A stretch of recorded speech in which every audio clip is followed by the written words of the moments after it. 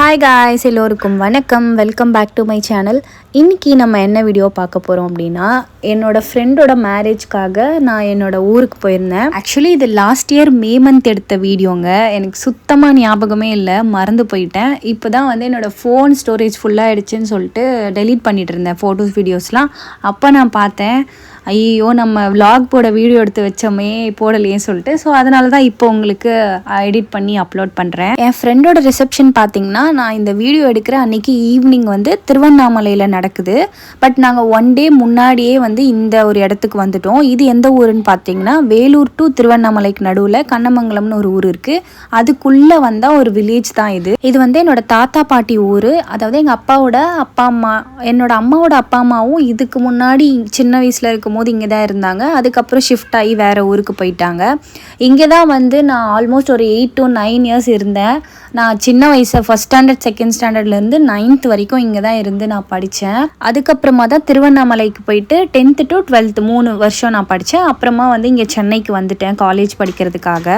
ஆனால் இந்த இடத்த நான் ரொம்ப மிஸ் பண்ணுறேன். இந்த மாதிரி ஒரு இடத்துல இருந்து வாழ்ந்துட்டு திடீர்னு நம்ம ஒரு சிட்டி சைடு போகிறோங்கிறப்ப ரொம்ப கஷ்டமாக இருக்கும். பட் வேறு வழி இல்லை, நம்ம போய் தான் ஆகணும். நம்ம படிப்புக்காக, நம்ம வேலைக்காக வெளியே போய் தான் ஆகணும். நிறைய பேர் இந்த மாதிரி கிராமத்தில் இருந்திருப்பீங்க. பட் ஆனால் படித்து முடிச்சுட்டு என்ன பண்ணுறதுன்னு தெரியாது. ஸோ நம்ம சிட்டி சைடு மூவ் ஆகி தான் ஆகணும் ஒரு வேலைக்காக. 11th 12th என் கூட படித்த என்னோடய க்ளோஸ் ஃப்ரெண்டுக்கு தான் கல்யாணம். நாங்கள் ஸ்ட்ரைட்டாக திருவண்ணாமலை கூட போயிருந்துருக்கலாம். பட் இங்கேருந்து திருவண்ணாமலை 1.5 hours ட்ராவலில் தான் இருக்குது.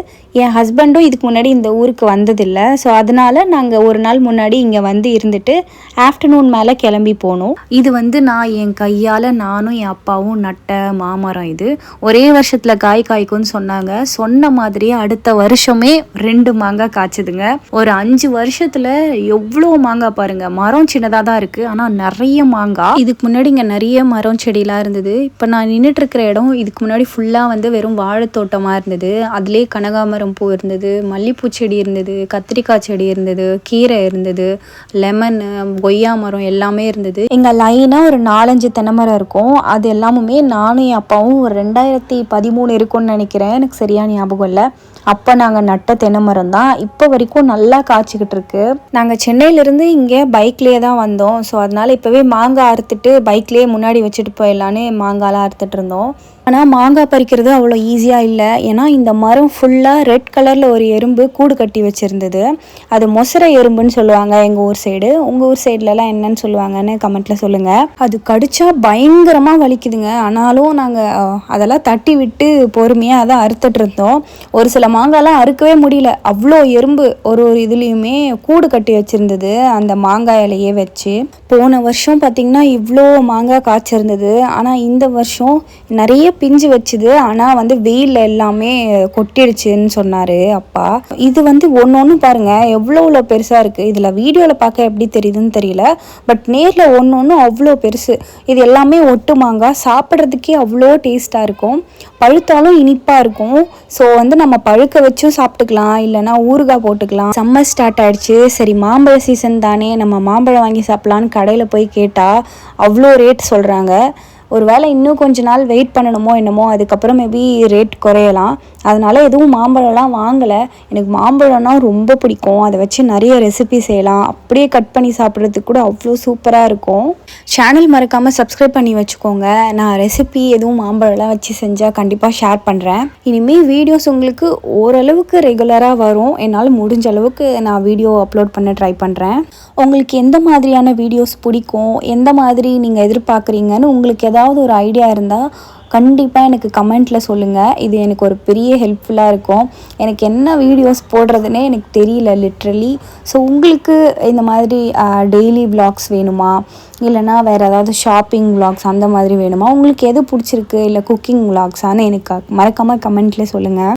ஸோ மாங்காய்லாம் அறுத்துட்டோம். பக்கத்துலேயே வந்து இன்னொரு மாங்காய் மரமும் இருக்குது. அதிலிருந்து அறுத்த மாங்காய் தான் இது. இது வந்து குண்டு மாங்காய். இதுலேயும் நிறைய இருக்குது. பட் நிறைய மொசரை எறும்பு இருந்ததுனால எங்களால் அவ்வளோ அறுக்க முடியல. இது வந்து பார்த்திங்கன்னா என்னோடய சித்தப்பா வீடு.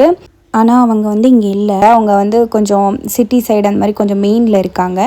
இங்கே வந்து அடிக்கடி வந்துட்டு போவாங்க. அவங்க வீட்டில் இருந்த மரம் தான் இது. இந்த கிளி கடித்த பழம் வந்து ரொம்ப டேஸ்ட்டாக இருந்தது. அந்த மாங்காய் விட இதோட பழம், அதாவது இது காய் எந்த அளவுக்கு இருக்கும் எப்படி இருக்கும்னு எனக்கு தெரியல. பட் இந்த பழம் ரொம்ப ரொம்ப ஸ்வீட்டாக இருந்தது. நான் என்னோடய ஹஸ்பண்ட் கூட்டிகிட்டு வந்து காட்டிகிட்டு இருந்தேன், இது இந்த இடம், இது அந்த இடம், நான் இங்கே தான் இருந்தேன் அப்படிலாம். ஆக்சுவலி அப்போ எனக்கு ஹஸ்பண்ட் இல்லை, எங்களுக்கு வெறும் என்கேஜ்மெண்ட் மட்டும்தான் ஆயிருந்தது. லாஸ்ட் இயர் February 10 எங்களுக்கு என்கேஜ்மெண்ட் ஆயிருந்தது. நாங்கள் மே மாதம் போயிருந்தோம் இங்கே. இது வந்து ஒரு 11 மணி அந்த மாதிரி டைம் தான். ஆனால் காற்று பாருங்கள் செம்மையாக அடிச்சிட்டு இருந்தது. சூப்பராக இருந்தது அந்த இடமே.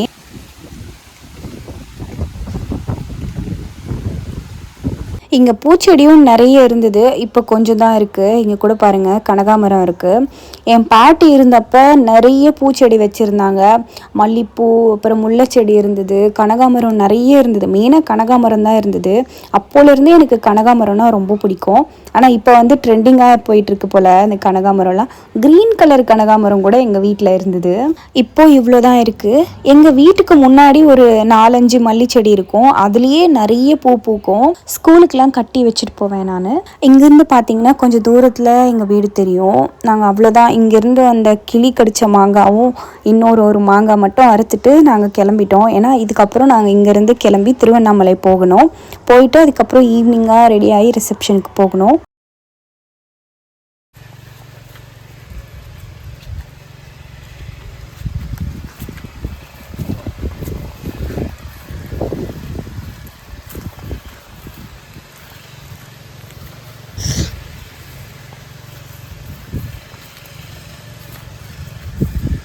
ஸோ காய்ஸ், நாங்கள் வந்து திருவண்ணாமலை ரீச் ஆகிட்டோம். வீட்டுக்கு போயிட்டு கொஞ்சம் நேரம் ரெஸ்ட் எடுத்துகிட்டு கிளம்பி கடைக்கு வரலான்னு வந்துட்டு இருந்தோம். பார்த்திங்கன்னா வர வழியிலே பேனர்லாம் வச்சுருந்தாங்க. அந்த மண்டபம் தான் என்னோடய ஃப்ரெண்டோட ரிசப்ஷன்.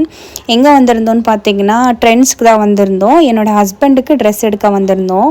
நான் ஏற்கனவே ஆர்டர் போட்டு வச்சுருந்தேன் ஒரு குர்தா செட்டு, அதுதான் நான் போட போகிறேன். என்னோடய ஹஸ்பண்டுக்கு வந்து ட்ரெஸ் எதுவுமே எடுத்துகிட்டு வரல, ஞாபகமும் இல்லை. ஸோ டைமும் எங்களுக்கு இல்லை, ஹரிபரியாக கிளம்புனதுனால இங்கே வந்து எடுத்துக்கலான்னு வந்துட்டோம். ஸோ இங்கே பார்த்தீங்கன்னா ட்ரெண்ட்ஸில் நல்லாயிருக்கும் ஓரளவுக்கு கலெக்ஷன் சொல்லிட்டு ட்ரெண்ட்ஸ் தான் வந்திருக்கோம். இங்கே வரதுக்கு முன்னால் தான் ட்ரெஸ் எடுக்கலான்னு சொல்லிட்டு ஜுடியோ, ட்ரெண்ட்ஸ் எல்லாமே சுற்றிட்டோம். எங்கேயுமே எனக்கு பிடிக்கலன்னு சொல்லிட்டான். இப்போ மறுபடியும் இங்கே வேறு கடையில் எதுவும் நல்லா இருக்காதுன்னு முடிவு பண்ணி நாங்கள் திரும்ப இந்த ட்ரெண்ட்ஸ்க்கே வந்துட்டோம். நான் அப்போவே சொன்னேன் ஏதாச்சும் எடுத்துக்கோ அப்படின்னு. கடை மூட போகிற நேரத்தில் போய் அந்த கடைக்கு போகலாம், இந்த கடைக்கு போகலான்னு சொல்லிட்டு இருந்தான். அப்புறம் ஒரு வழியாக நம்ம நாளைக்கு உங்கள் ஊருக்கு போய் எடுத்துக்கலான்னு சொல்லிட்டான். ஸோ அதனால நாங்கள் கிளம்பி வந்துட்டோம்.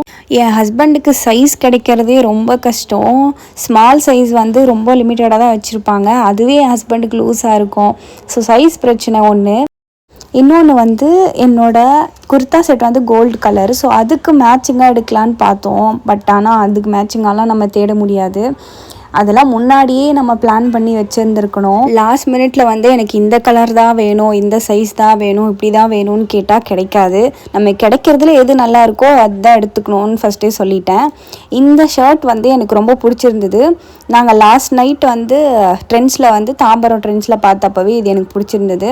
எனக்கு ஹாஃப் ஹேண்டாக இருக்கே, எனக்கு வேண்டாம் அப்படி சொல்லிட்டான். ஸோ மறுபடியும் இங்கே போட்டு பார்த்தோம். அப்புறம் கடைசியாக இந்த 2 ஷர்ட் வந்து ஃபில்டர் பண்ணியிருந்தோம்.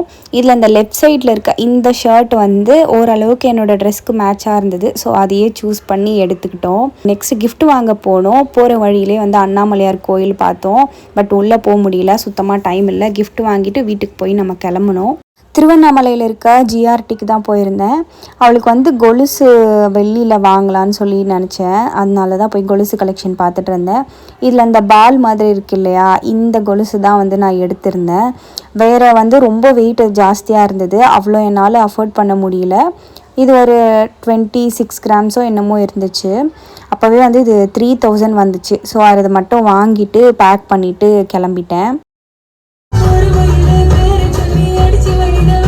மண்டபத்துக்கு ரீச் ஆகிட்டோம். கரெக்டாக நாங்கள் வந்து ஒரு 5 to 10 minutesல வந்து வெல்கம் டான்ஸ் ஸ்டார்ட் பண்ணிட்டாங்க. ஆக்சுவலி என்னோடய ஃப்ரெண்டோட அண்ணா வந்து டான்ஸர். ஸோ அவங்க டீம் தான் வந்து இந்த வெல்கம் டான்ஸ் பண்ணியிருந்தாங்க. சூப்பராக ஆடினாங்க, எனக்கு ரொம்ப பிடிச்சது. இவளுக்கு இப்போ வந்து 2 குழந்தை இருக்குங்க. இவளுக்கு ட்வின்ஸ் பேபியே பிறந்தாச்சு, பேரும் வச்சாச்சு. ஆனால் இப்போ தான் இவள் கல்யாண வீடியோவே நான் எடிட் பண்ணி போட்டுட்ருக்கேன். இவ ரீசெண்டாக தான் குழந்தைங்களுக்கு பேர் வைக்கணும்னு என்கிட்ட கால் பண்ணி சஜஷன் கேட்டுட்டு இருந்தா. ரெண்டுமே கேர்ள் பேபி ட்வின்ஸு. பேர் வந்து காவிதழ் கமழினி. ரொம்ப அழகான பேருங்க, தமிழ் பேர். எனக்கு ரொம்ப பிடிச்சிருக்கு. நான் செலக்ட் பண்ண பேரே அவளும் வச்சுட்டா. அதுவும் எனக்கு ரொம்ப சந்தோஷம். சரி, நம்மக்கிட்டலாம் சஜஷன் கேட்டு அதே பேர் வந்து அவள் குழந்தைக்கு வைக்கிறது வந்து அதெல்லாம் அது எப்படி சொல்கிறதுனே எனக்கு தெரியலங்க. எனக்கு ரொம்ப சந்தோஷமாக இருந்துச்சு. ஃப்ரெண்ட்ஸ்லாம் ஒரு கேங்காக நிறைய பேர் இருந்திருந்தா ஜாலியாக dance Aadi enjoy பண்ணியிருந்துருக்கலாம். But unfortunately பொண்ணுங்க ஃப்ரெண்ட்ஸ்லாம் மோஸ்ட்லி யாருமே வரலை. அதனால் நான் மட்டும் எங்கே தனியாக டான்ஸ் ஆடுறதுன்னு சொல்லிட்டு சும்மா வேடிக்கை மட்டும் பார்த்துட்டு இருந்தேன்.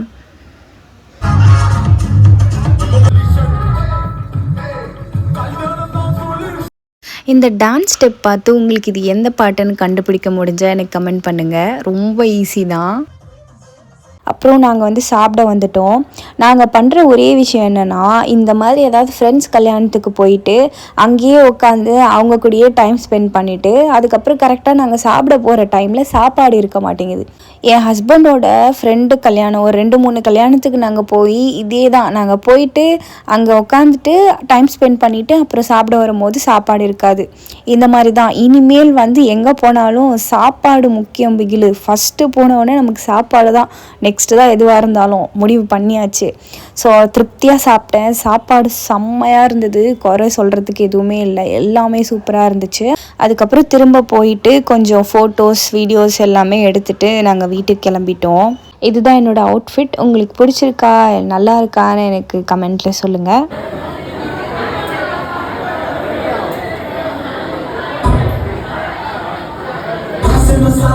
அன்னைக்கு எனக்கு இருந்த ஒரே ஒரு வருத்தம் என்னென்னா, என்னால் அண்ணாமலையார் கோவிலுக்கு போக முடியல.